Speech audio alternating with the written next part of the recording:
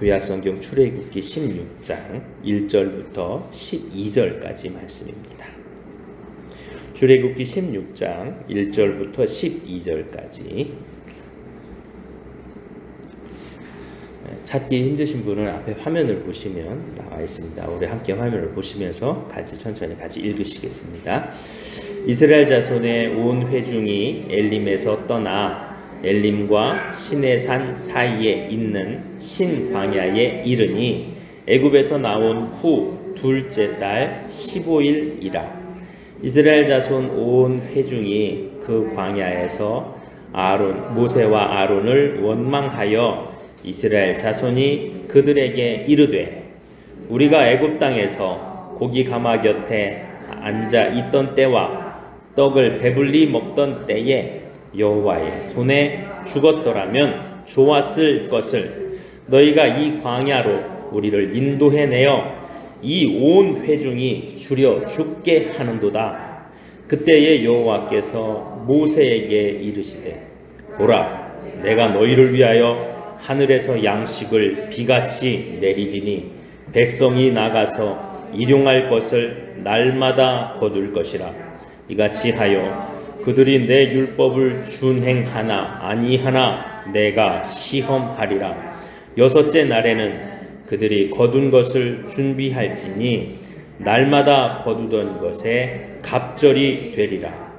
모세와 아론이 온 이스라엘 자손에게 이르되, 저녁이면 너희가 여호와께서 너희를 애굽 땅에서 인도하여 내셨음을 알 것이요, 아침에는 너희가 여호와의 영광을 보리니 이는 여호와께서 너희가 자기를 향하여 원망함을 들으셨음이라.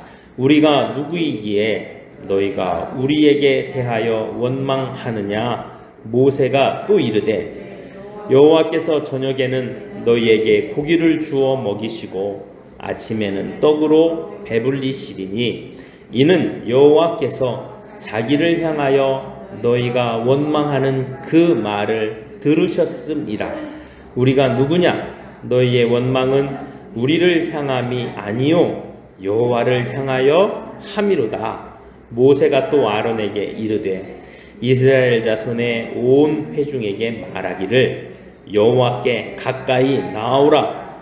여호와께서 너희의 원망을 들으셨느니라 하라. 아론이 이스라엘 자손의 온 회중에게 말하매 그들이 광야를 바라보니 여호와의 영광이 구름 속에 나타나더라. 여호와께서 모세에게 말씀하여 이르시되, 내가 이스라엘 자손의 원망함을 들었노라.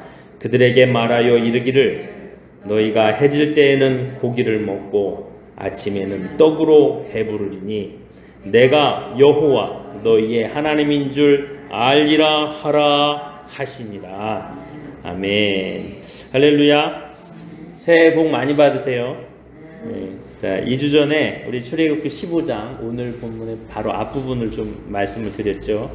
하나님의 전적인 능력으로 홍해를 건너고 또 이스라엘 백성을 수르 광야 또 그리고 마라 지나서 엘림까지 인도하신 그런 하나님에 대해서 배웠습니다. 마라에서는 하나님이 그 쓴 물을 단물로 바꿔주시면서 이스라엘 백성에게 말하기를, 나는 어떤 하나님이다? 치료하는 하나님이다 말씀해 주셨면서 하나님이 어떠한 분인지도 말씀해 주셨어요. 그리고 이런 그 마라의 목마름을 해결한 그 이스라엘 공동체는 반나절 길을 더 걸어서 엘림에 도착을 합니다. 엘림은 하나님이 준비해 두시고 예비하신 곳으로 사막의 오아시스입니다. 오아시스. 샘이 12개나 되고 종려나무가 70그루가 돼서 물도 충분하고 또 자라나는 나무들로 인하여 그늘도 있는 아주 좋은 곳이었죠. 그래서 이스라엘 백성은 그 물 곁에 장막을 치고 머물렀습니다. 마라와 비교할 수 없는 그런 아주 좋은 장소였습니다. 여러분 지도 한번 보시겠습니다. 화면을 한번 다음으로 넘겨주세요. 네. 자, 여기가 이만큼이 다 애굽 땅인데 이스라엘 백성은 여기서 살았어요. 그리고 여기서 국고성을 지었다고 해요. 그래서 여기서 보통 출발하는 거로 봅니다. 여기서 출발해서요. 요 숫곳이라는데 그다음에 에담이라는 곳으로 이렇게 이동했습니다. 그 홍해를 건넌 것이 정확하게 어딘지 몰라가지고 이렇게 기록이 되어 있거나 그래 남아 있지 않아서 여기를 건널 것이다 보는 사람도 있고 여기로 보낼 것이다 연구하는 학자에 따라서 다른데요. 보통 여기로 보통 봅니다. 근데 이렇게 건너갔어요. 자, 이 정도의 시간이 얼마나 걸렸을까요? 여기서요, 여기 이 광야를 건너기까지 한 3일 정도 봅니다. 근데 홍해를 건너서 어디를 지났다고요? 수르 광야를 지나, 여기가 광야인 거죠. 광야를 지나서 마라 엘림, 여기에 지금 있는 거예요. 근데 거리를 한번 보실래요? 여기서 여기까지 한 나흘 정도라고 생각하시면 됩니다. 여기서 여기까지는 여기도 나흘 정도, 뭐 일주일 정도 보시면 돼요. 그리고요,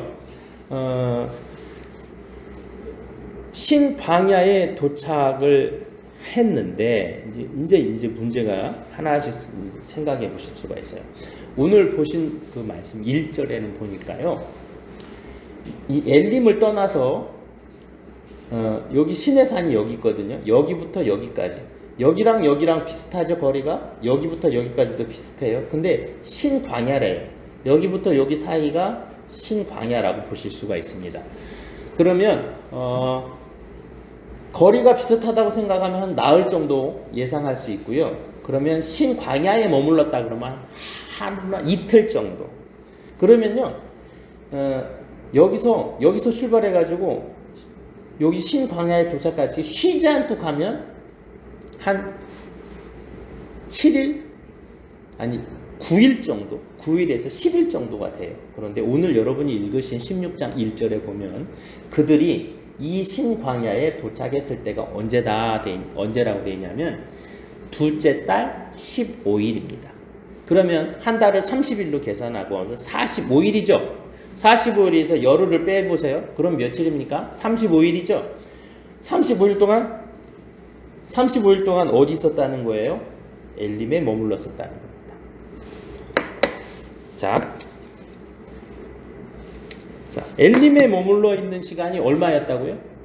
35일, 한 달이 넘는 시간을 엘림에 머물렀습니다. 이 한 달이 넘는 긴 시간 동안 이 이스라엘 백성이 엘림에 머무르게 해주신 하나님은 어떤 분이신 것 같습니까? 성경에 구체적으로 이 이유가 언급되어 있진 않아요. 그런데 이 쉼, 정말 죽을 고비를 넘기면서 홍해를 건넜고 또 그리고 이 첫 번째 수르 광야를 넘어가면서 이 수르 광야를 지내면서 처음으로 광야의 그 목마름, 열기 이런 걸 경험했던 이 사람들이 엘림에 가서 쉬게 하는 거예요. 이렇게 쉬게 하신 그 하나님 얼마나 그들은 좋았을까? 참 좋았겠다. 텐트를 치고 거기 머물면서 야, 이제 좀 살만하다. 먹을 물도 있고 그늘도 있고 괜찮다. 이렇게 하고 있는데 물론 어떤 사람들은 여기서 빨리 가야지 왜 자꾸 여기 머물러 있는가 이렇게 생각하는 사람도 있을 거고 아니면 어떤 사람들은 여기서 휴식을 맛보는 거죠. 첫 번째 휴식. 먼 길을 떠나가기 전에 충분히 휴식을 하고 에너지를 얻어서 다시 그 길을 걸어가는 그런 일들이 일어나고 있습니다. 여러분, 제가 오늘 아침에 오면서 저희 아내에게 물어봤어요. 당신에게 가장 좋은 때는 언제냐? 이렇게 물어봤어요. 그랬더니 저한테 하는 말이 아직 오지 않았다. 가장 좋은 때는 아직 오지 않았다. 이렇게 얘기를 하더군요. 우리 박영태 지사님은 지사님 인생에서 가장 좋은 때가 언제라고 생각하십니까? 70 정도. 이슬자매는 언제가 가장 좋은 때라고 생각하세요? 저는 지금 이제 나이가 30대 다 돼가니까 딱 20살 정도 같은데. 20살 때가 가장 좋았을 거다. 예. 저도 얼마 전에 또 제 젊었을 진짜 군대 제대하고 나가지고 이런 배가 하나도 없어요. 홀쭉하고 아주 그냥 잘생기진 않았죠. 턱 찌고 여기 여기에 각이 있는 거예요. 제 얼굴. 괜찮았는데 이때 괜찮았는데 저 혼자 그렇게 했습니다. 육신의 때는 아마 20대, 10대가 가장 좋았을 거다 생각하는데, 그럼 정신적으로 모든 것이 좋을 때가 언제일 거다? 각자 다 다를 겁니다. 자, 근데요, 이 사람들이 이 열일이 30일이 넘는 동안 이 엘림에 머무르면서 여기가 좋사오니 하는 사람도 있을 것이고, 또 빨리 갔으면 좋겠다 하는 사람도 있을 거고. 그런데 사실 오아시스에서 30일 동안 산다, 그게 정말 편했을까요? 집 짓고 살았던, 그리고 이것저것 먹을 것이 많았던 여기가 더 편하지 않았을까요? 솔직히 육신적으로 생각하면. 그런데 뭐가 다르죠? 여기 엘림은 나는 종이 아니에요. 이제는 나는 이제 스스로의 개인으로 살아갈 수, 독립된 개체로 살아갈 수 있는 그런 자유가 있는 상태에서 누리는 진짜 평안함이 엘림에 있었을 겁니다. 자, 그런데 그들이 이 다시 길을 떠나요. 그 길을 떠났다는 것은 뭐를 의미하냐? 하나님의 구름 기둥이 다시 움직이기 시작했다는 거예요. 하나님의 인도하심. 하나님이 가자 해서 하나님과 함께 출발을 합니다. 하루에서 이틀 정도 또 어디를 건나요? 광야를 걸어갑니다. 덥습니다. 목이 턱턱 막히고요. 입이 바싹바싹 마릅니다. 근데 문제가 생겼어요. 먹을 게 없습니다. 2절에는 이렇게 시작하죠. 여러분이 함께 읽었던 2절에 보면 이스라엘 자손 온 회중이 광야에서 모세와 아론을 원망했다, 이렇게 나옵니다. 이스라엘 온 회중이, 이스라엘 온 회중, 몇몇 사람들, 한두 사람 혹은 한두 지파, 이것도 아니에요. 이스라엘 사람 전체가 다 같이 모세를 원망하는 겁니다. 왜 그렇죠? 배고파서요. 먹을 게 없어서요. 수르 광야를 지날 때는, 여기를 지날 때는 자기들에게 가진 양식이 있었어요. 챙겨온 양식이. 밀가루 있었어요. 밀가루 챙기고 와가지고요. 발효는 못해도 무교병을 만들어서 먹었단 말이죠. 그런데 엘림에 머물러서 충분한 물과 또 그동안 가지고 온 그 여행의 그런 것들을 다 소비하게 된 거죠. 생각해 보세요. 여러분 여행 떠날 때 식량을 30일치 준비하세요? 그렇지 않잖아요. 1박 2일, 2박 3일. 그거로 끝나는데 여기서는 더 이상 이제 먹을 게 없어진 거죠. 온 이스라엘 사람들이 다 원망했다. 이 원망이 합당한 것 같습니까? 합당하지 않은 것 같습니까? 아니라고요? 배 안 굶어 보셨나 보죠? 금진이 하루를 굶었어. 기분이 어떨 것 같아? 영 안 좋을 것 같아. 그래요. 이틀을 굶었다면 죽을 것 같을 거예요. 그런데 부모님 입장에서는요, 나는 굶어도 참을 만해. 그런데 자녀들이, 아기가 엄마 나 배고파요, 밥 줘요 이러는데 밥을 못 준다. 그것처럼 가슴 아픈 게 없대요.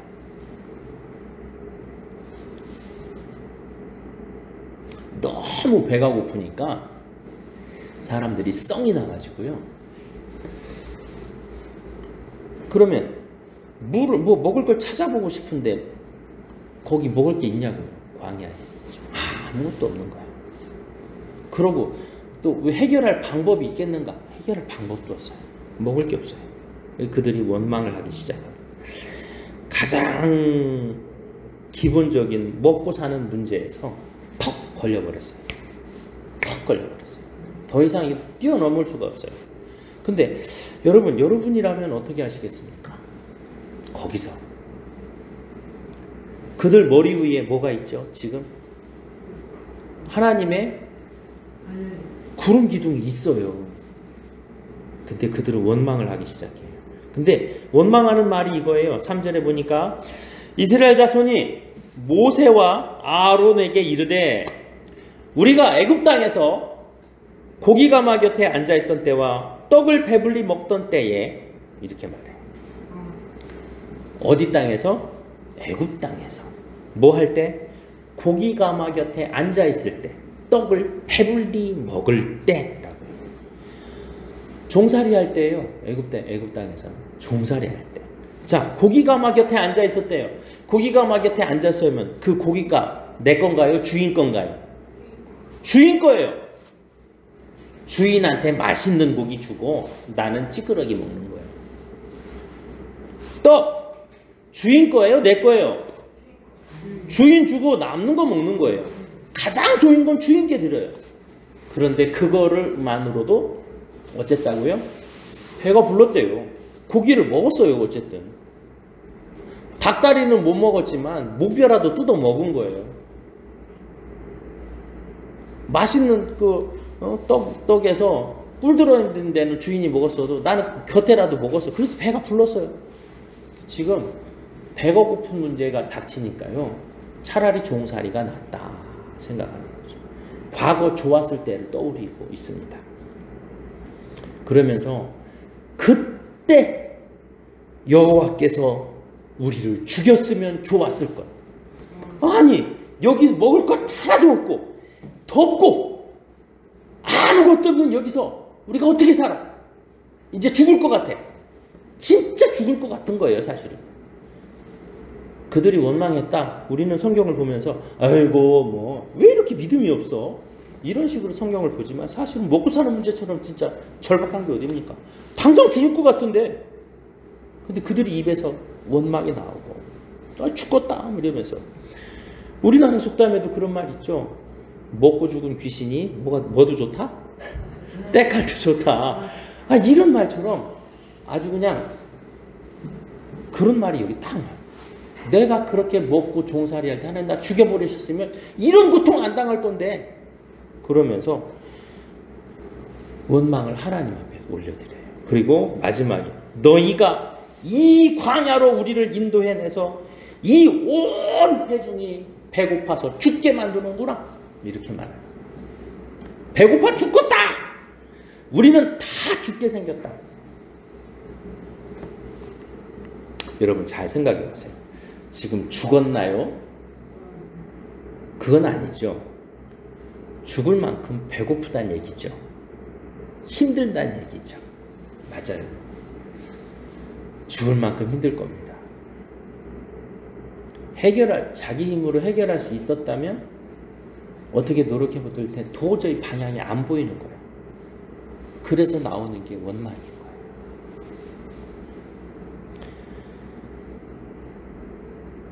여러분 이런 상황이 된다면 여러분 어떠실 것 같아요? 너무 힘들 때, 도저히 뭐 내 계산으로 앞이 안 보일 때, 야 그때가 좋았는데, 몸이 아프고 다리가 아프고 허리가 아프고 건강하지 못할 때, 내가 젊었을 때가 좋았는데, 30대가 다 되는 저 젊으신 분이 20대가 더 좋았을 거라고 말하는 것처럼 그때로 돌아가면 내가 얼마나 건강했을까. 또 그때로 돌아가면 내가 그 인간 안 만나는 건데 뭐 이런 생각하시는 분도 있을 수 있고, 내가 그때 그 사람을 잡았어야 되는데 이런 생각하시는 분도 있을 거고, 또 혹은 내가 그때 공부를 더 할 걸 15살로 돌아가서 아마 이렇게 할 그런 후회도 하고 뭐 이런 걸 할 겁니다. 그런데요, 이런 일이 언제 일어났냐? 하나님이 쉬게 하신 엘림을 떠난 지 이틀 만에 그들의 밑바닥이 다 드러나는 거예요. 먹고 사는 문제 때문에 이틀 안에 그들이 하나님을 원망하고. 그럼 원망하지 않고 다른 선택을 할 수 있었을까 생각해 보면 그들은 먼저도 원망의 방법으로 문제를 해결했거든요. 야 쓰다! 이거 어떻게 먹냐? 마라의 쓴물! 그렇게 말했을 때 모세가 하나님 앞에 부르짖었더니 하나님이 알려줘서 그 나무를 던짐으로 물이 깨끗해졌어요. 그래서 물을 먹을 수 있었어요. 근데 하나님 화 안 내셨어요. 그런데 또 배고픈 문제가 닥치니까 너무 힘드니까 모세와 아론에게 쏟아붓는 거죠. 그럼 모세와 아론은 밥 먹었을까요? 똑같이 못 먹었어요. 똑같이 배고파요. 모세와 아론 인도하나요? 하나님의 구름 기둥이 하나님 인도하시는 건데.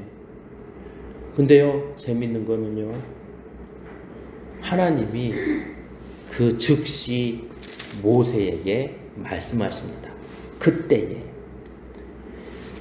이스라엘 백성들이 원망하는 그때에 여호와께서 모세에게 말씀하시는 거예요. 모세가 하나님 앞에 부르짖었나요? 아니요. 기도하지도 않았어요. 근데 하나님이 먼저 모세에게 말씀하세요. 모세야, 모세야, 봐라. 내가 너희를 위하여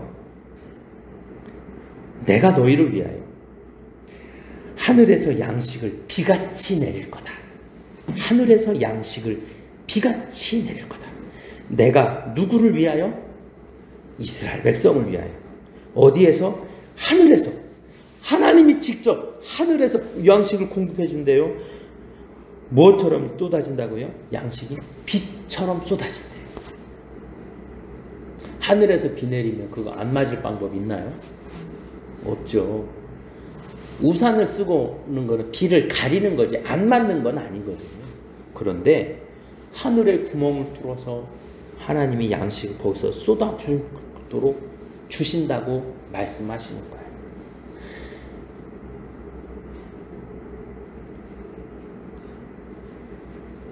모세가 구하지도 않았는데, 부르짖지도 않았는데 하나님이 문제를 다 알고 계시다는 거죠.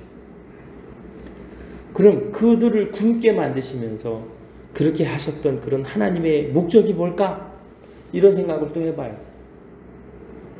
우리는 배부를 때는, 한 끼도 안 굶고 살아갈 때는 먹고 사는 문제가 별거 아니라고 생각해요. 그래서 사람은 떡으로만 살 수 없다. 배부른 돼지가 되기보다는 배고픈 소크라테스가 되고 싶다. 이런 말 하지만, 그러나 정작 이틀만 굶어도 밑바닥이 드러나는 거예요.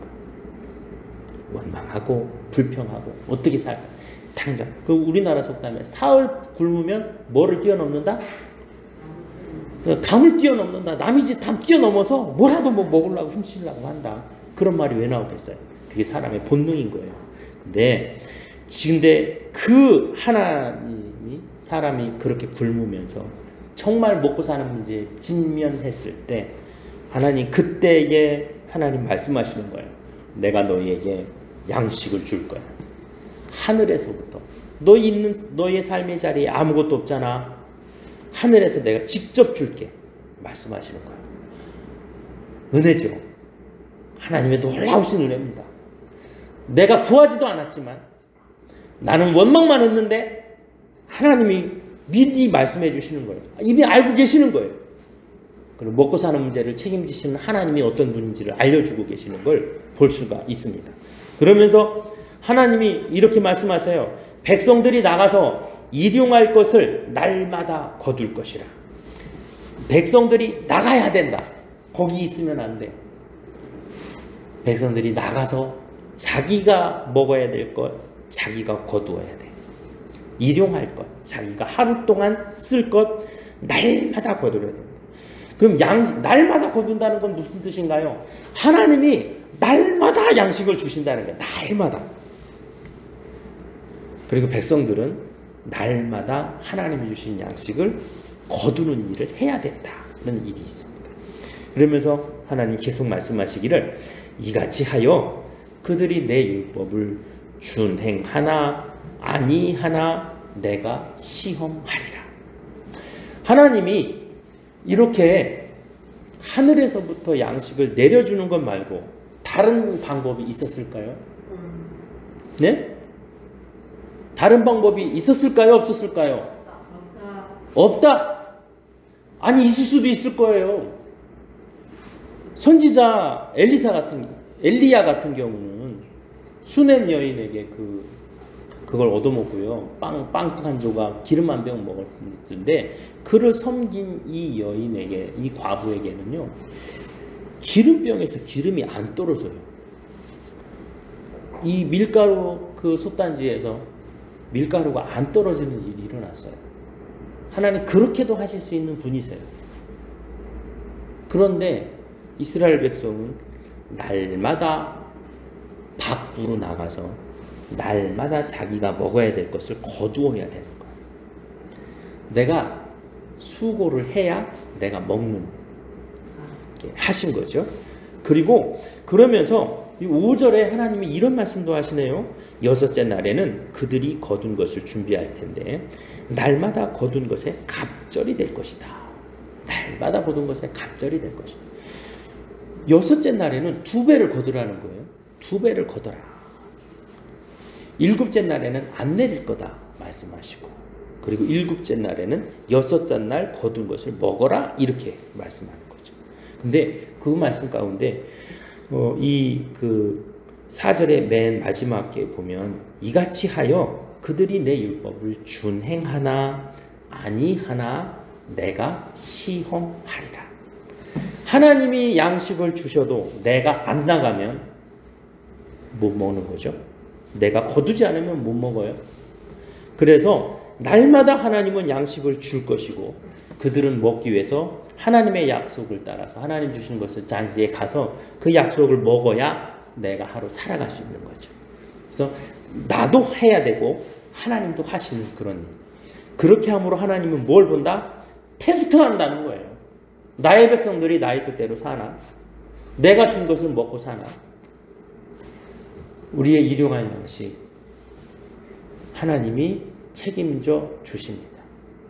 날마다 나에게 먹을 거 주신 하나님 앞에 감사하는 신앙이 되시길 바랍니다. 예, 나라에서 나 살으라고 생활비를 보조해 주시는 분도 있어요. 근데 그게 나라가 아니라 사실은 하나님이시라고 고백할 줄 아는 믿음이 있었으면 좋겠어요. 하나님, 이 좋은 나라에 살게 하신 것도 하나님이시고 또 나의 형편에 따라 채워주시는 분이 하나님이심을 믿습니다. 일할 수 있는 건강 주신 것도 하나님. 그러나 이걸 가지고 하나님 주신 것을 가지고 어떻게 쓰느냐, 이건 내가 하는 일이죠. 그걸 가지고 감사하느냐 안 하느냐, 그것도 내가 해야 될 몫입니다. 그런데 분명한 것은요, 하나님은 나의 먹고 사는 문제에도 관심을 갖고 계시고 하나님은 내가 먹을 것 책임져 주신다는 말씀이 오늘 말씀에 있습니다. 부르짖기도 전에 하나님 어떻게 해요? 사실은 나도 배고파요. 모세가 말씀하시기 전에 이미 하나님이 말씀해 주시는, 모세야 걱정하지 마, 두려워하지 마, 양식 줄 거야. 상상할 수 없는 빛처럼 양식이 쏟아질 거야. 너희들은 그 양식을 거두면 돼. 하나님이 이미 준비하고 계신 거였죠. 그러면서 저녁에는 고기를 먹고 아침에는 만나를 먹을 거다, 이렇게 말씀해 주셨습니다. 한 사람도 예외 없이, 한 사람도 예외 없이 이스라엘 공동체 모든 사람, 믿음이 있는 사람이건 믿음이 없는 사람이건 이스라엘 공동체에 들어와 있는 어떤 사람이든 한 사람도 굶지 않고 살아갈 수 있는 은혜를, 양식을 충만히 부어주시는 하나님이심을 기억하셨으면 좋겠습니다. 왜냐? 우리는 하나님의 자녀이기 때문입니다. 하나님이 우리 아버지가 되셔서 우리의 모든 순간 채워주신 분이기 때문에 그렇습니다. 그래서 우리 주기도문에도 이렇게 돼 있잖아요. 오늘날 우리에게 일용할 양식을 주시고, 오늘날 우리에게 쌓아둘 양식을 주시고, 오늘날 우리에게 더 누릴 양식을 주시고, 아니에요. 일용할 양식. 하나님은 분명히 내게 필요한 것, 내가 먹어야 할 것, 내가 입어야 할 것 모든 것 책임져 주신 하나님이심을 믿음으로 고백하십시다. 그리고 그 하나님을 의지하며 또 날마다 주시는 은혜를 기대하십시다. 오늘 하루도 하나님이 나를 먹이십니다. 내일도 하나님이 먹이시고 나를 이끌어 가실 줄 믿습니다. 필요한 건강도 주실 것이고 필요한 능력도 주실 것이고 필요한 길도 하나하나 열어주실 줄 믿습니다. 그렇게 고백하며 나가는 저와 여러분 되기를 소망합니다. 왜냐하면 우리는 하나님의 자녀이기 때문입니다. 가슴에 손을 얹으시고 한번 말씀해 보실까요? 나는 하나님의 자녀다. 하나님이 나에게 관심이 있으시다. 하나님이 나를 사랑하신다. 아멘. 기도하십시다. 우리 하나님 앞에 같이 기도하실까요? 하나님, 하나님이 나의 하나님이심을 감사합니다. 하나님 날 사랑해 주시고 나의 먹고 사는 문제도 관심 있으신 하나님, 나의 모든 것을 책임져 주시는 하나님 감사합니다. 하나님을 사랑하며 하나님을 많은 믿음 가운데 살아가게 하시옵소서. 아버지 하나님, 원망이 나올 그 순간에 조금 더 우리가 하나님을 더 바라보고 감사할 줄 알고 하나님 앞에 기도할 수 있는 지혜를 더하여 주시옵소서. 우리 주여 한번 부르시고 감사기도 또 맡기는 기도 하나님 앞에 올려드릴까요? 기도하시겠습니다. 주여 하나님 아버지, 하나님은 우리들의 먹고 사는 문제, 필요한 것들, 내가 목마를 때와 내가 배고플 때와 내가 힘들 때와 내가 연약할 때를 알고 계십니다.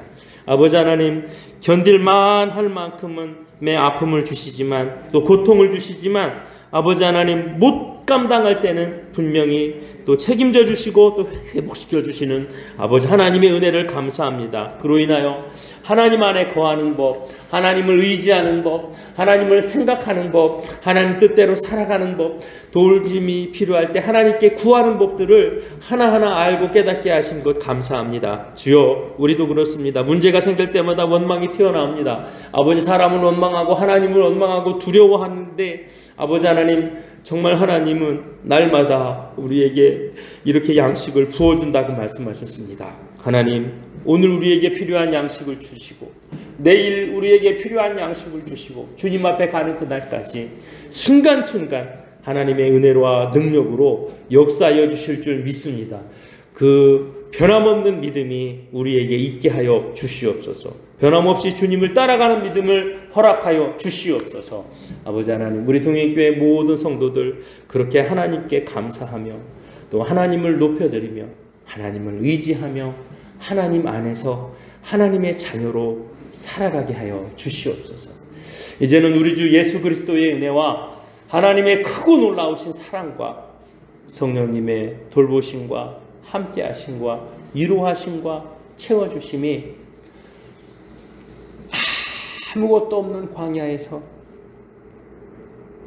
하늘을 열고 양식을 부어주시는 그 하나님의 은혜를 경험했던 이스라엘 백성처럼 날마다 하나님의 채우심과 도우심을 기대하며 살아가기를 소망하는 우리 동행교회 모든 성도들 가운데 항상 함께하여 주시기를 간절히 축원하옵나이다.